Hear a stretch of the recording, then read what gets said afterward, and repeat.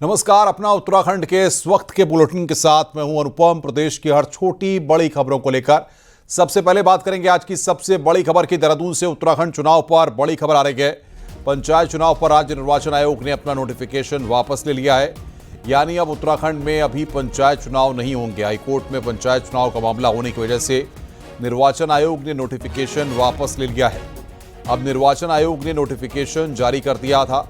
ये आज की सबसे बड़ी खबर है। राज्य निर्वाचन आयोग ने पंचायत चुनाव की अधिसूचना को वापस ले लिया है।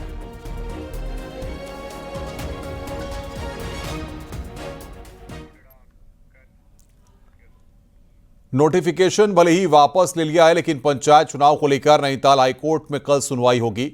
अब हाईकोर्ट सभी मामलों में एक साथ सुनवाई करेगा। एकल पीठ ने भी पंचायत चुनाव से संबंधित मामलों को एक साथ सुनवाई के लिए भेज दिया है।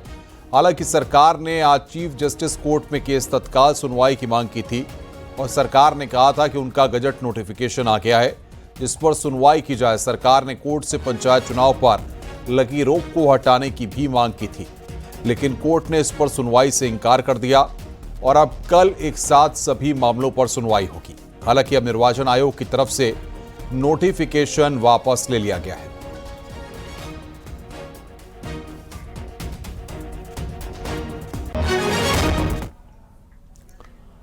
आगे बढ़ते हैं। वाराणसी में मध्य क्षेत्रीय परिषद की बैठक हुई। केंद्रीय गृह मंत्री अमित शाह की अध्यक्षता में हुई बैठक में उत्तराखंड के मुख्यमंत्री पुष्कर सिंह धामी भी शामिल हुए। बैठक में सीएम धामी ने बॉर्डर इलाकों में सड़क संचार और सुरक्षा को मजबूत करने के लिए बीआरओ के जरिए ज्यादा सहयोग देने का अनुरोध किया। सीएम धामी ने केंद्र की वाइब्रेंट विलेज योजना के तहत सीमांत गांव में सुविधाओं के विकास, भारत नेट और सैटेलाइट संचार सेवाओं के विस्तार की भी बात कही। साथ ही सीएम धामी ने मांग की कि मानसून में उत्तराखंड में होने वाले नुकसान के तहत केंद्र से अतिरिक्त सहयोग दिया जाए। वहीं सीएम धामी ने नंदा राज्यात 2026 और कुंभ मेला 2027 के सफल आयोजन के लिए भी केंद्र से मदद का अनुरोध किया।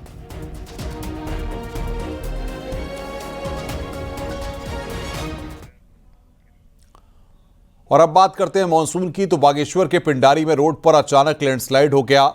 करीब 10 मीटर क्षेत्र में पहाड़ी का हिस्सा भरभरा कर नीचे आ गिरा, जिससे सड़क पर कई टन मलबा और भारी बोल्डर जमा हो गया। इस दौरान मार्ग पर आवाजाही पूरी तरह ठप हो गई, जिससे स्थानीय लोगों और पर्यटकों को भारी दिक्कतों का सामना करना पड़ा। सूचना मिलते ही लोक निर्माण विभाग और आपदा प्रबंधन की टीमों ने मौके पर पहुंचकर मलबा हटाने का कार्य शुरू किया और कड़ी मशक्कत और कई घंटों की मेहनत के बाद मार्ग को आंशिक रूप से खोल दिया गया है। फिलहाल रास्ते को पूरी तरह सुरक्षित और सुचारू किए जाने का काम जारी है।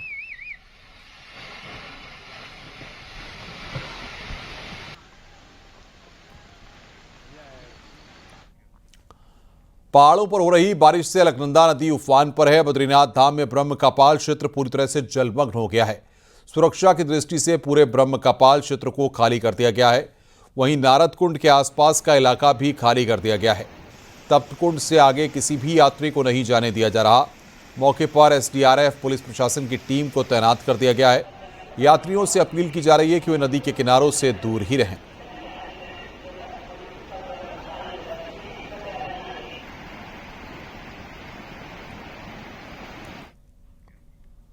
उत्तरकाशी में यमुनोत्री धाम के पैदल मार्ग पर सोमवार को भैरव मंदिर के पास हुए भूस्खलन स्थल पर मंगलवार को दूसरे दिन भी रेस्क्यू कार्य जारी रहा। घटनास्थल से अभी तक 2 शव बरामद हुए हैं, जबकि 2 लोग अभी भी लापता बताए जा रहे हैं। इसके चलते मंगलवार को यमुनोत्री की यात्रा पूरी तरह ठप रही। सभी यात्रियों को जानकी चट्टी और आसपास के क्षेत्रों में ही रोका गया है। डीएम ने उम्मीद जताई है कि कल से यात्रा शुरू हो जाएगी। यात्रा को जरूर इस दौरान हमने होल्ड पे रखा है। नीचे से अभी ऊपर बंद करा है, क्योंकि वजह यही है कि थोड़ा सा सेंसिटिव, जैसा आप देख रहे हैं, थोड़ा सा सेंसिटिव पॉइंट है, तो इसको एक बार हम पहले क्लियर करा रहे हैं। और क्लियर कराने के बाद आई होप कि जैसा चर्चा हुई कि आज इसको रोकते हुए कल से हम पुनः शुरू करेंगे। और जहाँ तक जो कैजुअलिटी है, इंजर्ड लोगों का बाकी, तो कल का ही पोजीशन है। अब बाकी 2 लोग मिसिंग हैं, उनका सर्च ऑपरेशन अभी चल रहा है। उत्तराखंड में एक बार फिर से भारी बारिश का अलर्ट जारी हुआ है। मौसम विभाग की तरफ से अगले 2 दिन तेज बारिश का अलर्ट है, जिसमें से बुधवार के लिए ऑरेंज अलर्ट तो गुरुवार के लिए येलो अलर्ट है। राज्य के ज्यादातर हिस्सों में बारिश होगी, लेकिन देहरादून, नैनीताल, बागेश्वर और रुद्रप्रयाग में बारिश का असर सबसे ज्यादा होगा। मौसम विज्ञान केंद्र के मुताबिक पहाड़ी जिलों में ज्यादा बारिश हो सकती है, लिहाजा प्रशासन को अलर्ट मोड पर रहने के लिए कहा गया है। ये तो एक्टिविटी जो है जो कंटिन्यूस चल ही रही है, तो आज तो ठीक है, आप कह सकते हैं नॉर्मल रही एक्टिविटी, लेकिन कल देखेंगे तो मुझे लगता है कि एक्टिव मानसून कंडीशन जो है कल रहनी चाहिए। परसों भी जा रहे हैं तो परसों भी थोड़ी सी तो कमी आ रही है, लेकिन फिर भी मैं कहूँगा जैसे जो डिस्ट्रिक्ट है जैसे बागेश्वर है, नैनीताल है, रुद्रप्रयाग, देहरादून, इनमें फिर भी हैवी वेरी हैवी रेंज का एका दुक्का जगह चांसेस है। भारतीय जनता पार्टी के राष्ट्रीय मीडिया प्रमुख और गढ़वाल से सांसद अनिल बलूनी ने आज केंद्रीय संस्कृति और पर्यटन मंत्री गजेंद्र सिंह शेखावत से मुलाकात की और गढ़वाल लोकसभा के महत्वपूर्ण लोक विरासत के केंद्र और पुरातात्विक महत्व के स्मारकों के संरक्षण को लेकर बातचीत की। अनिल बलूनी ने बताया कि कण्वाश्रम कोटद्वार को विश्व पटल पर उभारने के लिए केंद्रीय मंत्री से अनुरोध किया, जिस पर जल्द ही काम शुरू हो जाएगा। उन्होंने बताया कि मलेथा स्थित वीर माधो सिंह भंडारी के ऐतिहासिक गुल यानी नहर के संरक्षण और रखरखाव के लिए भी केंद्रीय मंत्री से बातचीत हुई और इसे पुरातत्व महत्व का स्थान घोषित करने की मांग की गई।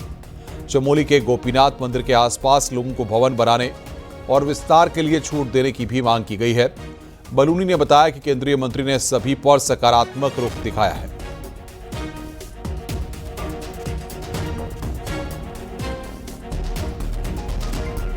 महत्वपूर्ण गढ़वाल लोकसभा के अंदर हमारा कण्वाश्रम है, जहाँ कहा जाता है राजा भरत का जन्म हुआ था, जिनके नाम पर देश का नाम भारत रखा गया।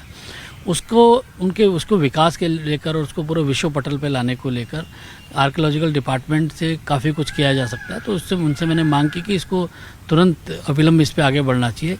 उन्होंने मुझे आश्वासन दिया कि बहुत ही जल्दी आने वाले 10-15 दिन के अंदर आर्कियोलॉजिकल डिपार्टमेंट ऑफ इंडिया की एक बहुत उच्च स्तरीय टीम जाके उस पूरी जगह का मुआयना करेगी। वहाँ के लिए आगे कैसे उसको तैयार करना है उस जगह को, उसके लिए बातचीत करेंगे। गोपेश्वर में बहुत पुराना गोपीनाथ जी का मंदिर है और वो आर्कियोलॉजिकल साइट है, तो मैंने उनसे यह भी कहा कि वहाँ पर आर्कियोलॉजिकल डिपार्टमेंट की तरफ से थोड़ा रियायतें दी जानी चाहिए। उन्होंने कहा इस पर भी वो विचार करेंगे। पहाड़ों में टीचर और स्टूडेंट्स की कमी के चलते कई स्कूल बंद होने की कगार पर हैं। ऐसे में अब क्लस्टर स्कूलों के जरिए स्टूडेंट्स को सभी सुविधाएं देने का दावा किया जा रहा है, लेकिन इस पूरी कवायद में कई ऐसे स्कूल भी बंद हो रहे हैं जिनका ऐतिहासिक महत्व है। देखिए रिपोर्ट।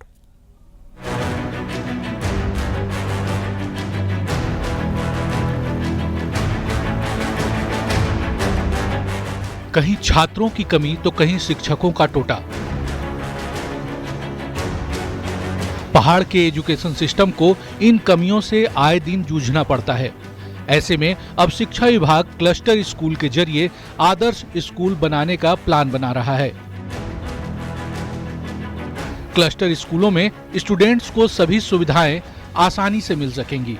इन स्कूलों में जहां जरूरी टीचर मौजूद होंगे, वहीं स्टूडेंट्स की भी कमी नहीं होगी।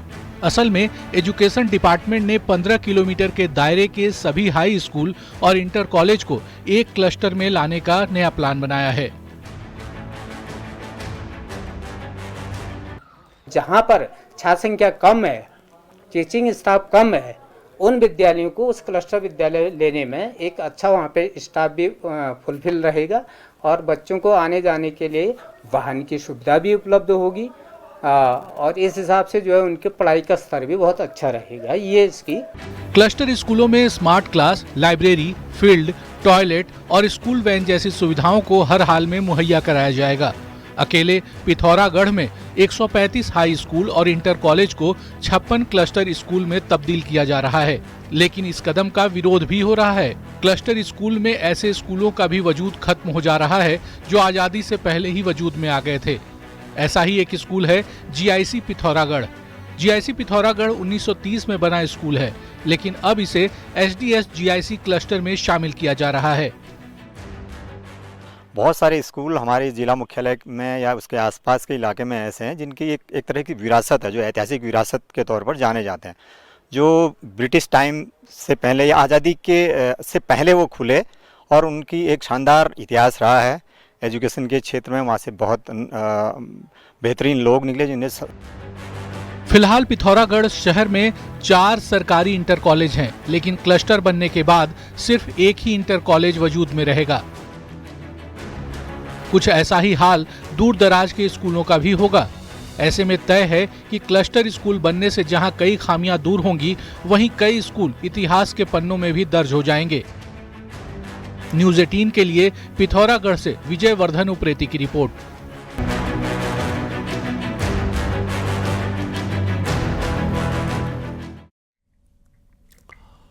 उत्तराखंड के सरकारी स्कूलों में ऑपरेशन सिलक्यारा, केदारनाथ त्रासदी के साथ की सांप और डॉग बाइट के केस में कैसे बच्चे इसे पढ़ाया जाएगा। SCERT ने 9वीं और 10वीं क्लास के लिए इसकी किताबें भी तैयार करवा ली हैं और बड़ी बात यह है कि बोर्ड एग्जाम में इन पर सवाल भी पूछे जाएंगे। पिछले लंबे समय से इसे लेकर बातचीत चल रही थी और अब फाइनली 9वीं और 10वीं के छात्रों के सिलेबस में आपदा प्रबंधन को शामिल किया जा रहा है। इसमें सिलक्यारा, केदारनाथ के साथ पिथौरागढ़ की मालपा आपदा और रैणी आपदा का इतिहास भी पढ़ाया जाएगा। दंश कहें, चाहे कुत्ती का काटने की जो आप बात कर रहे हैं, ये सब पाठों में हमारे समाहित है। जो आपदा से पहले, आपदा के दौरान और आपदा के बाद, इन 3 जो बिंदु हैं और जो ये क्षेत्र हैं, इन पर हमने प्रत्येक आपदा को एक पाठ के रूप में समझाया है कि कोई भी आपदा आती तो उससे पहले क्या किया जाना चाहिए, क्या क्या तैयारियां की जानी चाहिए। बच्चों में जागरूकता फैलाना बहुत बढ़िया, हमारा बहुत प्रमुख उद्देश्य था।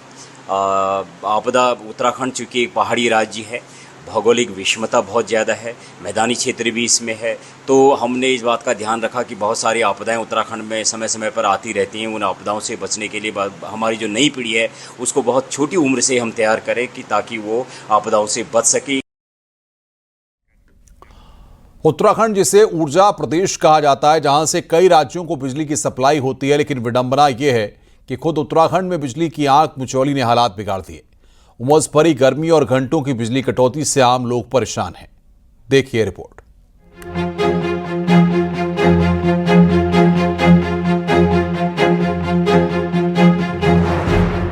देश को बिजली देने वाला उत्तराखंड इन दिनों खुद बिजली संकट से जूझ रहा है। जिस राज्य की नदियां कई मेगावाट में बिजली बनाती हैं, वहां आज हर रोज घंटों बिजली की कटौती हो रही है। गर्मी और उमस से परेशान लोग अब गुस्से में हैं। आलम यह है कि अब सत्ताधारी पार्टी के पार्षद भी आंदोलन की राह पर हैं। जनता की समस्या सुनते सुनते पार्षदों ने चेतावनी दी है कि अगर बिजली संकट दूर नहीं हुआ तो ऊर्जा निगम मुख्यालय का घेराव किया जाएगा। देखिए, अभी तक तो हमने SDO साहब, डायरेक्टर, यहाँ के JE सबसे अप्रोच कर लिया, लेकिन कोई भी मतलब जिसे कहते हैं ठोस इसका रिजल्ट नहीं निकला। अब हम लोग इकट्ठे होंगे सारे, और मैं ही नहीं और वार्डों को भी हम इकट्ठा करेंगे और UPCL में हम लोग धरना देंगे, प्रदर्शन करेंगे। सर, कभी 5-6 घंटे तक लाइट नहीं आती। मेरे पास दूध है, दही है, सब कुछ है, और 6 घंटे अगर लाइट नहीं आएगी तो मेरा दूध खराब हो जाएगा। एक ही कस्टमर बाय कस्टमर को दे भी दिया तो कस्टमर की शिकायतें बहुत ज़्यादा आएगी, तो इस चक्कर में दिक्कत है लाइट की, तो बहुत स्टार्टिंग से ही दिक्कत लाइट की। हालांकि UPCL के पास इस संकट की अलग ही तस्वीर है। विभाग का दावा है कि प्रदेश में बिजली की कोई कमी नहीं है। जो भी समस्या है वो सिर्फ तकनीकी फॉल्ट की वजह से है और कहीं भी रोस्टिंग नहीं की जा रही। आजकल बरसात के दिन है और हमारी लाइनें जो हैं कई जंगलों के रास्ते, जंगलों से जाती हैं और टहनियाँ वगैरह गिरने की वजह से थोड़ी ट्रिपिंग आती, तो उसका ब्रेकडाउन होता है, तो हमको उसे अटेंड करना भी टाइम पर होता है। UERC के हमारा SOP है कि हमें कितने मिनट में कितना काम करना है। इसी वजह से हमें थोड़ी देर शटडाउन लेना पड़ता है। लंबा शटडाउन नहीं होता है, जब इमरजेंसी काम के लिए हम शटडाउन ले रहे हैं। गर्मी के दिनों में बिजली की खपत काफी बढ़ जाती है और उसकी आपूर्ति करना भारी पड़ जाता है। ऐसे में बिजली कटौती की शिकायत और UPCL ऑफिस के घेराव की चेतावनी दी जा रही है। अब ये हाल राजधानी के हैं तो दूसरे जिलों का क्या हाल होगा, ये आप खुद समझ सकते हैं। सत्येंद्र बर्थवाल, न्यूज़ 18, देहरादून।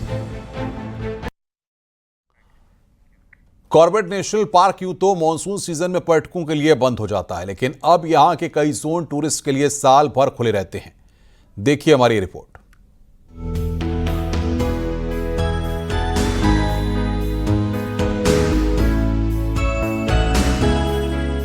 15 नवंबर से 15 जून तक कॉर्बेट पूरी तरह से सैलानियों के लिए खुला रहता है। 15 जून के बाद के पर्यटकों के लिए बंद होने लगता है। यहाँ इस दिन के बाद नाइट स्टे की सुविधाएं भी बंद कर दी जाती हैं, लेकिन अब यहाँ के कई टूरिज्म जोन में साल भर सैलानी आ सकेंगे। यहाँ तक कि इससे लगे हुए डिवीजन में आप नाइट स्टे का भी मजा ले सकते हैं। इससे स्थानीय लोग रोजगार के लिए अच्छा कदम मान रहे हैं।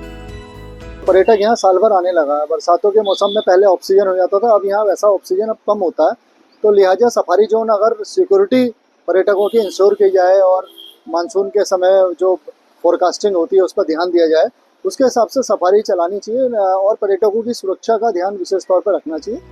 कॉर्बेट के 3 जोन ढीला, झिरना और गर्जिया यहाँ डे विजिट के लिए साल भर खुले रहेंगे। इसके साथ ही तराई वेस्ट फॉरेस्ट डिवीजन के पाटो और हाथीडगर जोन भी साल भर खुलेंगे। इसके साथ साथ अल्मोड़ा फॉरेस्ट डिवीजन का मोहान जोन के भी साल भर खुले रहने की संभावना है। तराई वेस्ट फॉरेस्ट डिवीजन सैलानियों के लिए साल भर नाइट स्टे के लिए खुला रहेगा। कोई ऐसी समस्या है नहीं कि रोड मेंटेनेंस करना है, इसलिए इस बार ये सोचा गया है कि हम पूरे साल भर खुले रहेंगे उसको। साथ ही साथ उसमें जो नाइट स्टे है उसके लिए भी हम लोग ओपन है कि साल भर खुला है, जो जिसको आना चाहेगा वो आएगा। डे विजिट के बाद नाइट स्टे के लिए मॉनसून सीजन में खोले रखने का फैसला इस बार तराई वेस्ट फॉरेस्ट डिवीजन ने पहली बार लिया है। उम्मीद की जानी चाहिए कि पर्यटकों को इससे वन और वन्य जीवों को देखने का बेहतर अनुभव मिल सकेगा। न्यूज 18 के लिए रामनगर से गोविंद पाटनी की रिपोर्ट। आईएफएस धनंजय मोहन के वीआरएस लेने के बाद 1990 बैच के आईएफएस अफसर समीर सिन्हा को फॉरेस्ट डिपार्टमेंट का नया चीफ बनाया गया है। कार्यभार ग्रहण करने के बाद मंगलवार को न्यूज 18 से बातचीत में समीर सिन्हा ने कहा कि समुदाय आधारित कंजर्वेशन उनकी प्राथमिकता रहेगा। इसके साथ ही रोजगार सृजन के लिए वन आधारित उद्योगों का विकास और मैन एनिमल कन्फ्लिक्ट कम करने की दिशा में काम करना उनकी प्राथमिकता रहेगी।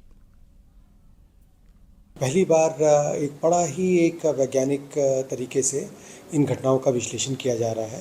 उसके आधार पर संवेदनशील क्षेत्रों का चिन्हीकरण किया गया है। बहुत सारे अत्याधुनिक उपकरण उपलब्ध कराए गए हैं, चाहे वो ड्रोन हो, अनाइडर हो, ट्रैंक्विलाइजिंग गन हो, सैटेलाइट कॉलर्स हो, जीपीएस बेस्ड कैमरे हो। इस तरह की तमाम चीज़ें हैं जो आज की तारीख में उपलब्ध कराए गए हैं। रुक रहे हैं यहां पर ब्रेक के लिए। खबरों का सिलसिला लगातार जारी है।